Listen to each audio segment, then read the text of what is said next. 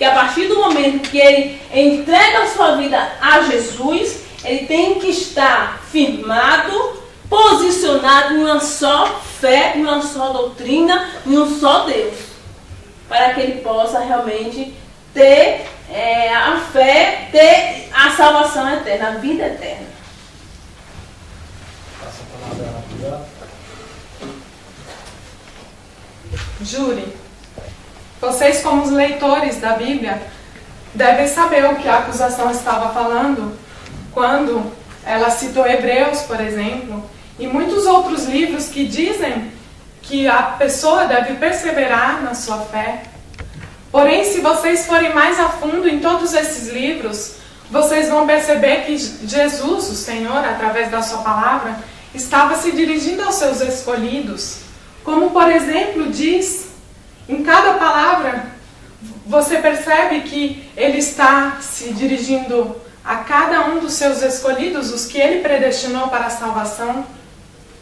Porque se você vê em 1 João, em Mateus, em Timóteo, em Pedro, todos esses livros são destinados à igreja do Senhor. Todos esses livros são usados pelo Senhor para ajudar cada um na sua própria igreja. Então ele estava falando aos seus escolhidos: mantenham a fé, porque eu vos escolhi. Mantenham a fé, porque eu vos predestinei.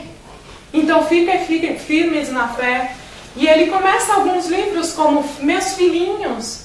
Como seriam meus filhinhos se não fossem os filhos predestinados do Senhor? Os filhos que já foram escolhidos desde a fundação do tempo e predestinados à salvação. E vou usar outro ponto da acusação, que a acusação disse que as pessoas podem perder a salvação.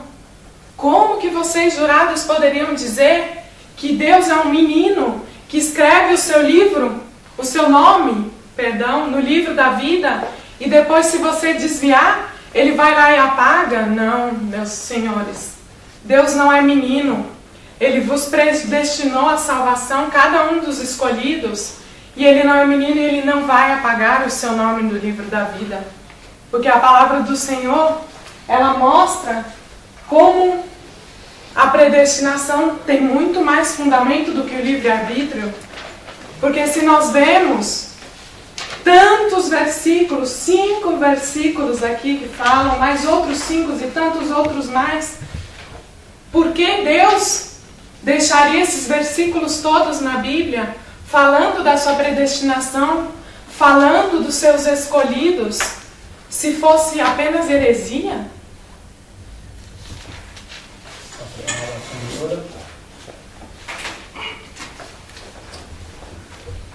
Conforme o que a advogada contestou neste momento, eu mais uma vez discordo, porque nós sabemos que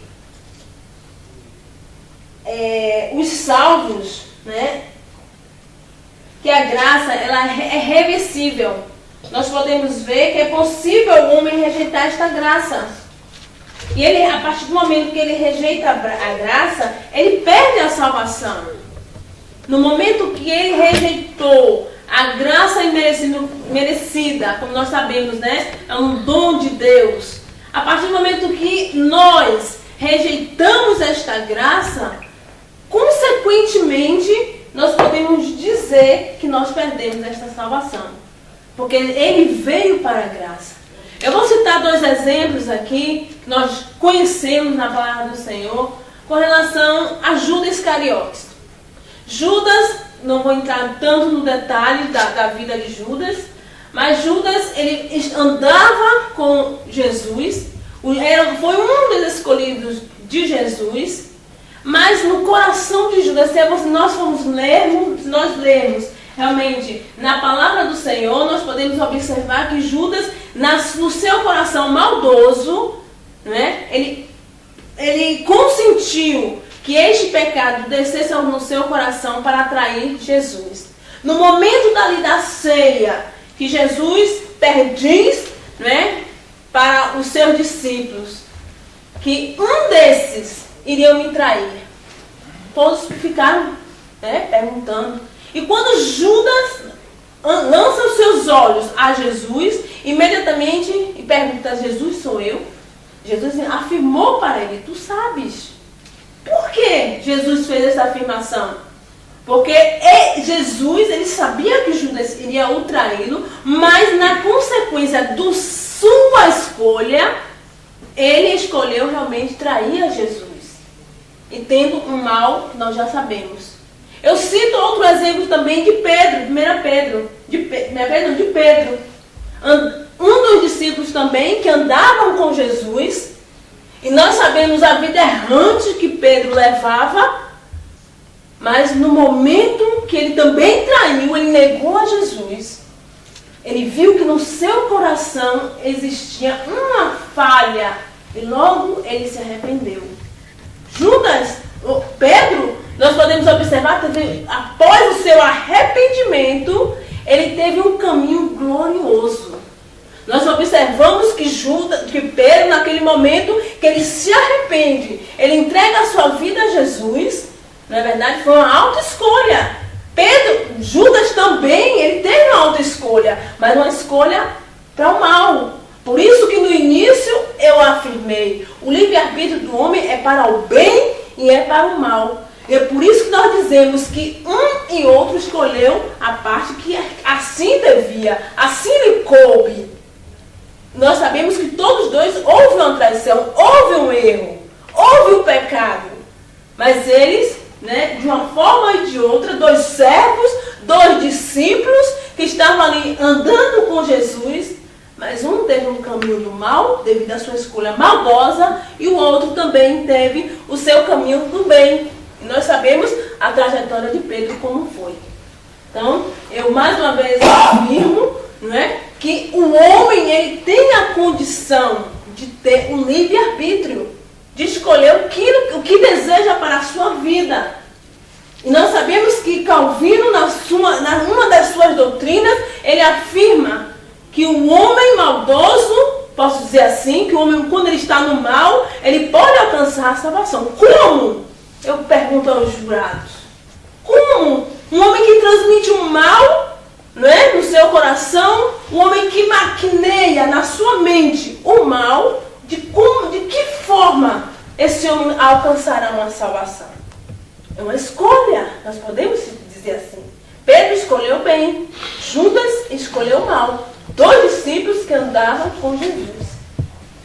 Passa a palavra à advogada. Como vocês podem ver, jurados, vocês todos devem conhecer a Bíblia, eu repito, porque senão não estariam aqui sentados.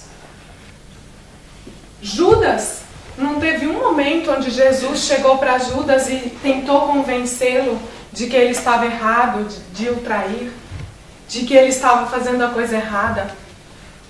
A palavra de Deus não fala que Jesus chegou a Judas e falou: arrepende-se, tenha fé e creia em mim. Ele deixou Judas, porque ele sabia pela sua onisciência que ele não era predestinado à salvação. Então ele não se preocupou, porque ele já sabia de tudo e ele sabia que ele não podia obrigá-lo, porque o Pai não havia predestinado. Agora, se vocês verem, senhores, na palavra falando de Pedro, vocês vão ver que Jesus se preocupou com Pedro. Jesus perguntou a Pedro várias vezes se Pedro o amava, várias vezes, porque ele sabia que este sim estava predestinado à salvação. Este sim seria um discípulo que espalharia o amor de Jesus para toda a humanidade, aqueles predestinados e escolhidos que estavam lá e que ainda não sabiam que eram escolhidos, que ainda não sabiam que tinham o amor de Jesus, que ainda não sabiam dessa predestinação do Senhor, porque não o conheciam. E Jesus, ele se preocupou com Pedro. E como vocês podem ver na Bíblia, Jesus, ele incitou Pedro a ver que ele estava errado, porque ele estava predestinado. E Jesus sabia que ele precisava de Pedro na obra dele. E que ele precisava de Pedro com ele, porque o Pai o havia predestinado. E o Pai era acima de todas as coisas. Então Jesus se preocupou com Pedro, porque ele sabia que ele era predestinado. E ele não se preocupou com Judas, porque ele não poderia tirar Judas do meio deles. Jesus era um homem de classe. Jesus era um homem de amor. Ele não pegaria Judas, que escolheu o seguir, e o tiraria do meio dos seus discípulos, sendo um Deus de amor, sendo um Deus de justiça. Ele não faria injustiça tirando este homem do grupo deles, mas ele sabia, infelizmente, que Judas não era predestinado à salvação e que ele o trairia. Passa a palavra à promotora. Passa a palavra à promotora. Uma das coisas que podemos observar com relação a que a advogada falou nesse instante, eu posso afirmar que na Bíblia diz que Jesus não faz acepção de pessoas. Nós podemos ver que da mesma forma, se for assim, Deus não escolheria Judas para estar com ele, porque no seu coração Deus então já sabia, Jesus já sabia que Judas o iria trair. Mas Jesus ele não faz acepção de pessoas. Tanto que ele continuou andando com Jesus. Apesar do seu coração maldoso,